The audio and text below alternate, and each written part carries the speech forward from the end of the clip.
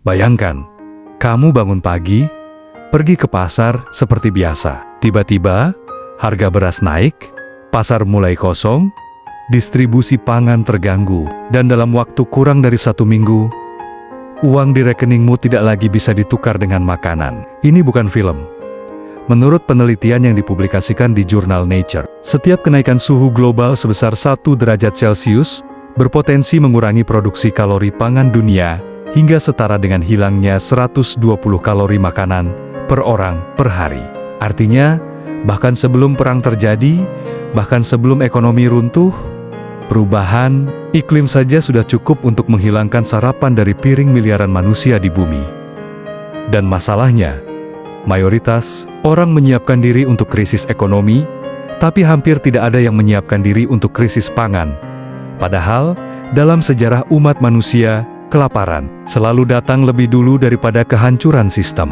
Di video ini, kita akan membahas 10 tanaman paling penting yang secara ilmiah terbukti tahan terhadap kekeringan, tetap produktif di tanah miskin nutrisi, menghasilkan kalori tinggi per hektar, dan mampu tumbuh dalam kondisi iklim ekstrim taniman-taniman. Ini bukan sekadar untuk bertahan hidup, tapi bisa menjadi pembeda antara keluarga yang antre bantuan pangan dan keluarga yang masih bisa makan dari halaman rumahnya sendiri. Kenapa menanam tanaman sendiri adalah strategi survival?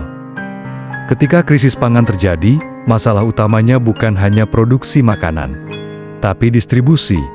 Sebagian besar kota modern hanya memiliki cadangan makanan untuk 3-7 hari saja. Begitu logistik berhenti, supermarket akan kosong dalam hitungan jam. Artinya, jika distribusi berhenti hari ini, maka dalam seminggu, mayoritas populasi perkotaan akan mengalami kekurangan makanan, dan di titik itulah halaman rumah menjadi lebih berharga daripada saldo rekening. Karena dalam situasi krisis pangan, tanaman yang kamu tanam hari ini adalah makanan yang menyelamatkanmu 6 bulan dari sekarang. Berikut 10 tanaman yang dapat menyelamatkanmu dari krisis pangan tersebut. Yang pertama, singkong. Singkong adalah tanaman survival paling penting di dunia tropis. Kenapa? Karena singkong tidak tumbuh seperti tanaman biasa. Ia beradaptasi terhadap kondisi buruk. Singkong mampu tetap tumbuh di tanah miskin, nitrogen, bertahan dalam curah hujan rendah, dan tetap menghasilkan umbi meskipun suhu tinggi. Beberapa penelitian menunjukkan bahwa singkong masih bisa menghasilkan panen bahkan di lahan marginal, di mana jagung gagal tumbuh, padi tidak bisa berkembang, dan gandum mati. Yang lebih penting lagi, singkong menghasilkan energi dalam bentuk kalori yang sangat tinggi. Dalam kondisi optimal, produksi singkong bisa mencapai lebih dari 70 ton per hektar. Dan karena umbinya berada di dalam tanah, singkong bisa disimpan tanpa listrik. Tidak perlu gudang, tidak perlu pendingin. Ia bisa dibiarkan hidup di dalam tanah selama 8-24 bulan. Artinya, singkong adalah satu-satunya tanaman yang bisa berfungsi sebagai gudang makanan hidup. 2. Ubi jalar. Jika krisis pangan terjadi, masalah berikutnya bukan hanya kalori, tapi malnutrisi. Karena banyak tanaman survival tinggi kalori, tapi rendah vitamin. Ubi jalar berbeda. Selain menghasilkan karbohidrat, ubi jalar juga kaya beta-karoten, vitamin A, serat, serta kalium. Dan dalam varietas tertentu, ubi jalar bahkan mengandung antioksidan tinggi. Dari sisi pertanian, ubi jalar membutuhkan air lebih sedikit dibanding padi, memiliki siklus panen cepat 3-5 bulan, dan mampu tumbuh di tanah berpasir. Dalam kondisi optimal, produksi ubi jalar bisa mencapai 120 ton per hektar. Dan seperti singkong, umbinya bisa disimpan dalam tanah hingga dibutuhkan. 3. Talas. Perubahan iklim tidak hanya menyebabkan kekeringan, tapi juga banjir, dan disinilah talas menjadi penting. Talas mampu tumbuh di lahan tergenang, hidup di tanah lembab, beradaptasi terhadap curah hujan tinggi. Ini menjadikannya tanaman ideal di daerah rawan banjir, rawa, atau dataran rendah. Dalam skenario krisis iklim ekstrem, memiliki tanaman yang tahan kekeringan saja tidak cukup. Kamu juga butuh tanaman yang tahan air berlebih, dan talas adalah jawabannya. 4. Kangkung.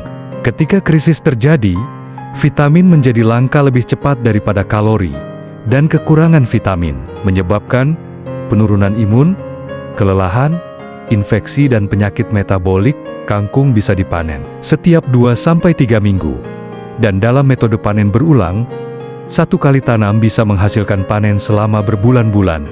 Kangkung juga bisa tumbuh di air, di tanah, bahkan di wadah kecil. Artinya, ia bisa ditanam di pekarangan, ember, kolam, atau sistem hidroponik sederhana. 5. Kelor. Kelor dikenal di banyak negara sebagai miracle tree, karena hampir semua bagiannya bisa dimakan. Daunnya mengandung protein, zat besi, vitamin C, kalsium, dan tetap tumbuh. Bahkan di tanah kering, suhu panas, dan curah hujan rendah, kelor juga tumbuh cepat. Dalam 6 bulan, ia sudah bisa dipanen. 6. Pisang. Pisang adalah tanaman multifungsi. Dalam kondisi krisis, yang bisa dimakan bukan hanya buahnya, tapi juga jantung, batang muda, bahkan kulitnya setelah diolah. Produksi pisang bisa mencapai 30-40 ton per hektar, dan terus berbuah sepanjang tahun. 7. Labu. Salah satu masalah terbesar dalam krisis pangan adalah penyimpanan makanan. Labu memiliki masa simpan alami hingga 6 bulan.